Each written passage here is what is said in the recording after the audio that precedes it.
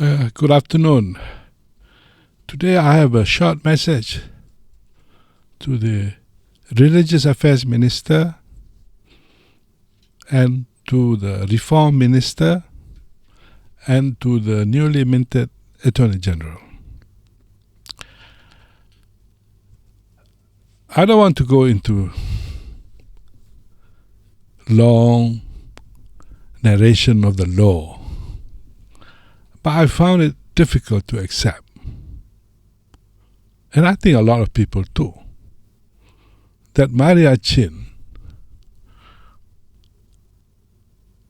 would go to jail for criticizing the decision of the Sharia court in her Facebook or whatever.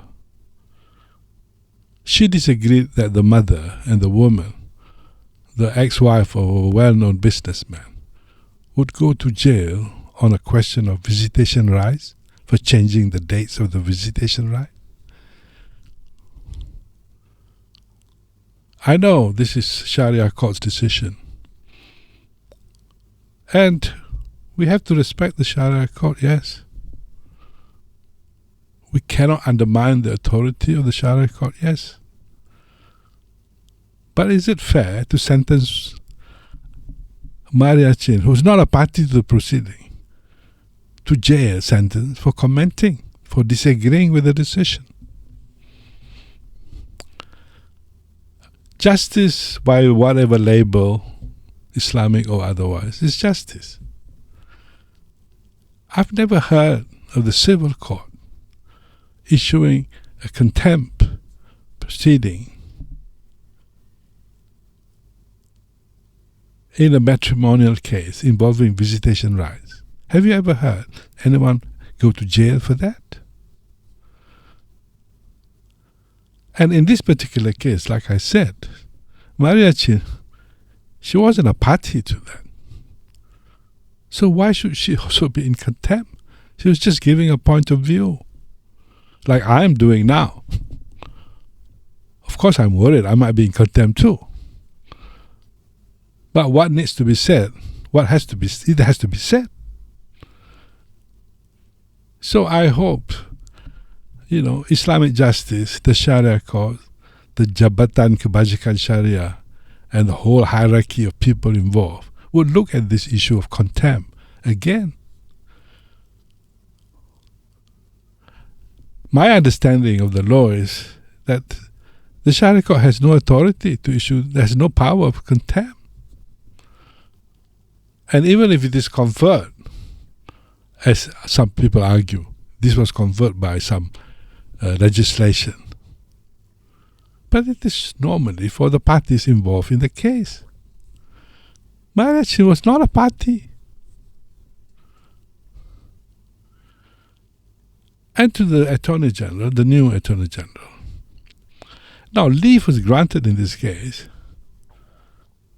for Maria Chin to appeal, for Maria Chin to get a judicial review in the civil courts. Why must the AG object?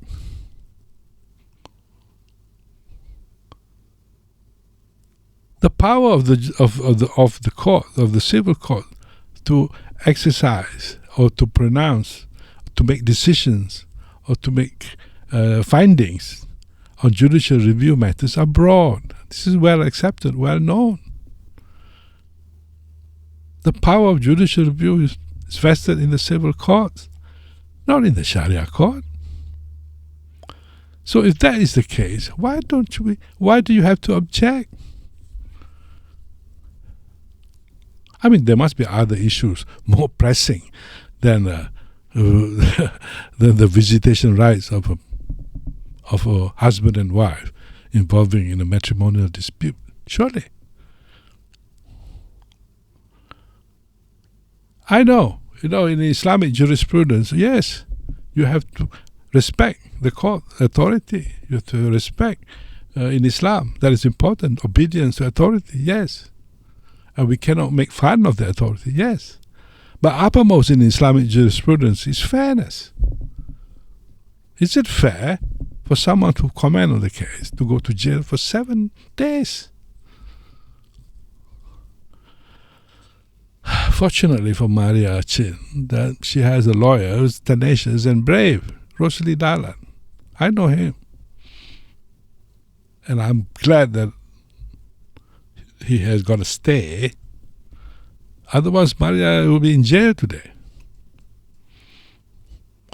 So, coming back to the Sharia court, okay? Coming back to the whole bureaucracy, the people, all those powerful people involved in this, putting Sharia court in its proper place in the country, all interested to do Islamic justice in the country. Yes, but the tenets of justice are the same, whatever system you use. And you must be able to conform to these universal values of fairness, of justice. You can't, because it's Sharia or Islamic, depart from that norm. You must not. Now, I feel that, whenever there is an element of Islam or religious laws involved, sometimes judges get a bit nervous. They get nervous. They have to be seen. I think you just have to comply with the law, decide according to the law. I think the power that you have must be exercised responsibly. The power that you have must be exercised with fairness to everyone. It is important that we must not forget this principle. Why is it that? Why is it that in all these cases, it is so very important. It is so very important that we do not take away the powers of the civil court for judicial review. We must be very jealous to safeguard this power of the civil courts. We have affirmed that principle. They have the power, they have wide power, they have broad power. They can look at judicial review in most cases on any matter. That has been settled. Why do we need to cut it down? Why do we need to limit it by all these sort of cases? Why does the Attorney General need to appeal the decision made by one Farid at the High Court? One Farid must be a good judge. Otherwise, you wouldn't have pushed him up to the Court of Appeal so quickly. Why do we need to overrule him? Okay, all I'm saying is this. The Sharia court is not different. It's no different. You all said that. It's no different from the civil court. We all can talk about it. We all can make comments. We all can make, within limits, of course. With all due respect, we can give our views. This is a free country so far, and people should be allowed to comment, especially leaders of the community like Maria Chen. They should be allowed to talk about these issues of injustices, or at least seen by them, perceived by them to be injustice. That's their point of view.